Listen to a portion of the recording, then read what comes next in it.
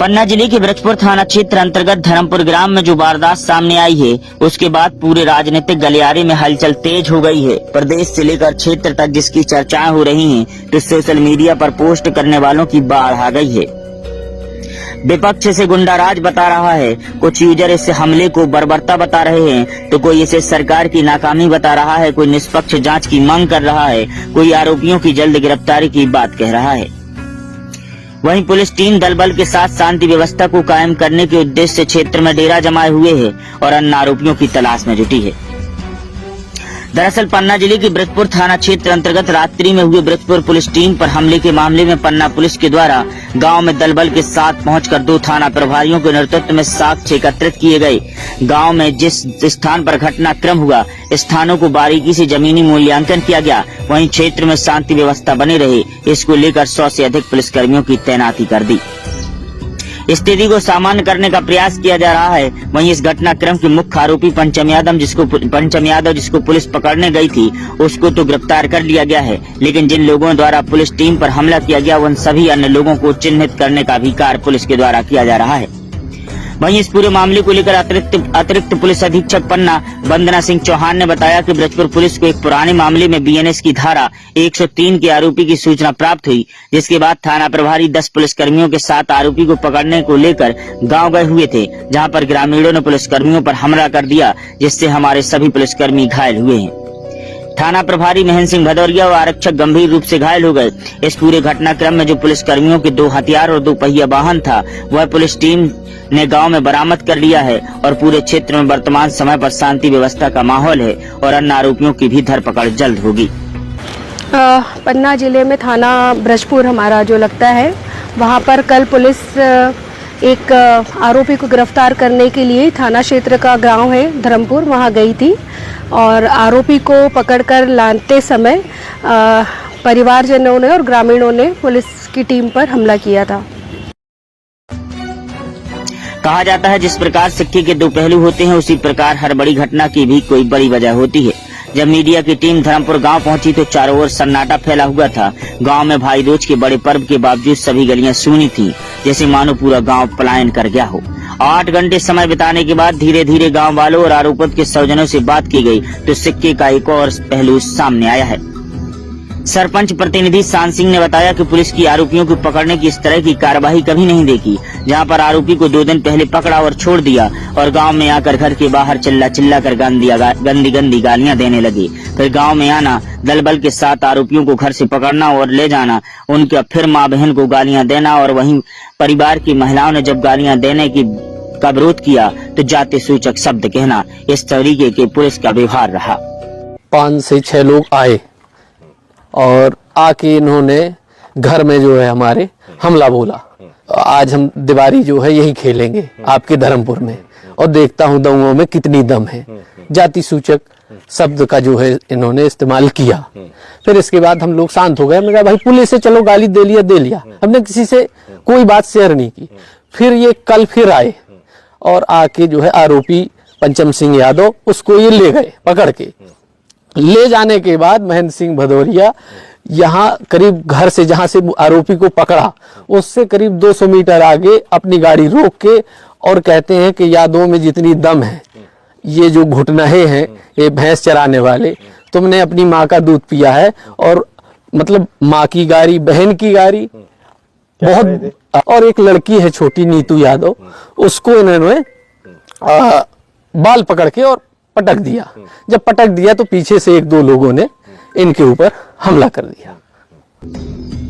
वहीं स्वजन नीतू यादव का कहना है कि हम घर में अंदर थे, लेकिन बाहर से कुछ आवाजें सुनी तो बाहर आए तो बाहर पुलिस वाले मौजूद थे और हमारे बब्बा जी को ले जा रहे थे। हमने कहा कि क्यों ले जा रहे हो, तो हमें गाली देने और उनको ले गए, लेकिन फिर भी गालियां देते रहे। जब हमने मना किया तो मेरे बाल पकड़े और एक थप्पड़ मार दिया और जमीन पर गिरा दिया। जैसे वो पुलिस वाले आए, घर में आके सीधे फैर चलाने लगे और बब्बा जी को ले जाने लगे। गंदी गालियां दे रहे थे। हमने उन्हें मना किया गंदी गालियां देने से, तो उन्होंने हमें पकड़ के घसीट दिया, बाल पकड़ के 1-2 हाथ मारे। जैसे बब्बा जी को ले जाने लगा, उसके बाद भी हम लोगों को गाली दे रहे थे यहाँ पे, और फैर भी 1-2 चलाई यहाँ पे बाहर आके।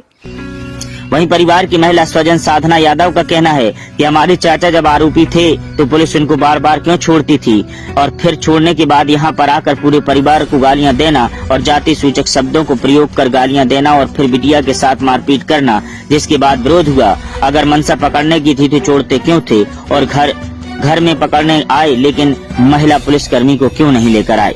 वो आए सीधे महेंद्र भदौरिया सिंह और आगे सीधे अंदर गए और अंदर एक फेर किया, चाचा को पकड़ के ले गए। पकड़ के ले जा रहे थे तो इस लड़की ने रोका कि हमारे चाचा को नहीं पकड़ के ले जाओ, और जैसे पकड़ के ले गए थे तो फिर गंदी गंदी गाली दे रहे थे, और इसने बोला कि गंदी गंदी गाली मत दो, और का नाम से इसको जमीन में पटक दिया, बाल पकड़ के खींच दिए और पापा और चाचा के ऊपर बंदूक तान ली, और फिर का नाम से उन लोगों ने मतलब आए, सबने बचाया।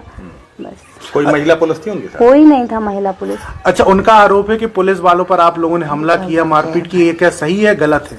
नहीं, हमने कोई हमला नहीं किया।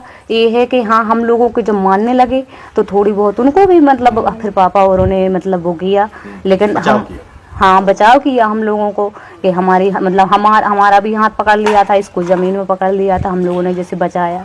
अच्छा, वहीं पूरे मामले को लेकर राजीव भदौरिया एसडीओपी अजयगढ़ का कहना है कि घटनाक्रम के बाद क्षेत्र में सुरक्षा व्यवस्था को दुरुस्त किया गया है ताकि कोई अन्य अवस्था का कोई भ्रांतियां ना फैले। जो अन्य आरोपी हैं उनको पकड़ने के लिए टीमों को लगाया गया है, जल्द ही उनकी भी गिरफ्तारी होगी। अगर परिवारजनों का कोई आरोप है तो वह लिखित में अपनी शिकायत सक्षम अधिकारी को दे सकते हैं और उस पर भी जाँच की जाएगी। के क्रम में वहाँ पर उसके परिवारजनों और कुछ उसके अन्य रिश्तेदारों इत्यादि के द्वारा पुलिस दल पर हमला किया गया है, जिसमें थाना प्रभारी महेंद्र और उनका एक आरक्षक इसमें घायल हुआ, जिनके सिर में चोटें आई हैं। इस घटनाक्रम के सूचना पर हमारे और वरिष्ठ अधिकारी घटनास्थल पर आए और उन्होंने जायज़ा लिया है। अतिरिक्त पुलिस बल भी बुलाया गया है। सबसे पहले जो हमारा ग्राम धर्मपुर है, जहाँ पर के घटना हुई, वहाँ पर सुरक्षा व्यवस्था है उसको चाक चौबंद किया गया है। मौके पर पुलिस व्यवस्था लगातार अभी की जा रही है, जिससे कि किसी भी तरह की भ्रांतियाँ और अन्य कोई व्यवस्था बिगड़ने जैसी स्थिति न बने। मामले में अभी जिन आरोपियों की संलिप्तता पाई गई है उनकी तलाश की जा रही है। अभी आरोपी फरार हैं। हमें उम्मीद है जल्दी ही अगले कुछ घंटों में या आने वाले समय हम इन्हें राउंड अप कर पाएंगे। दोनों ही पुलिस अधिकारी अभी इलाजरत हैं और इसमें जो भी लोगों की संलिप्तता है उनके विरुद्ध विधि अनुसार कार्रवाई की जा रही है। वहीं स्वजन और ग्रामीण जनों द्वारा जो आरोप लगाए गए हैं वह पूरी तरह से सत्य हो, इस बात की पुष्टि नहीं की जा सकती है, क्योंकि किसी भी गंभीर आरोपी को लेने जब पुलिस जाती है तो उसे गुमराह कर और शांतिपूर्वक थाने लाती है, न कि भीड़ को उग्र करती है। पुलिस जानती है कि उसको आरोपी को पकड़ना है और पुलिस बल कम होता है, ग्रामीणों का गुस्सा ज्यादा। मगर जो आरोप लगाए गए हैं वह इस ओर इशारा कर रहे हैं कि पुलिस ने भीड़ को ऐसा करने पर विवश किया है, जिस पर भी संदेह बरकरार है। पुलिस जांच के बाद ही सत्यता सामने आएगी। पब्लिक ऐप की टीम ने कई पुलिसकर्मियों से फोन के माध्यम से बात की गई तो यह जानकारी निकल कर आई कि जब भी पुलिस किसी आरोपी को गिरफ्तार करती है उसे शांतिपूर्वक और पहले बहला फुसला कर थाने लाती है। पहली बार यह देखने को मिला कि लोग पुलिस को उकसाने की बात कर रहे हैं। अब इन आरोपों में कितनी सच्चाई है यह जांच के बाद ही तय होगा।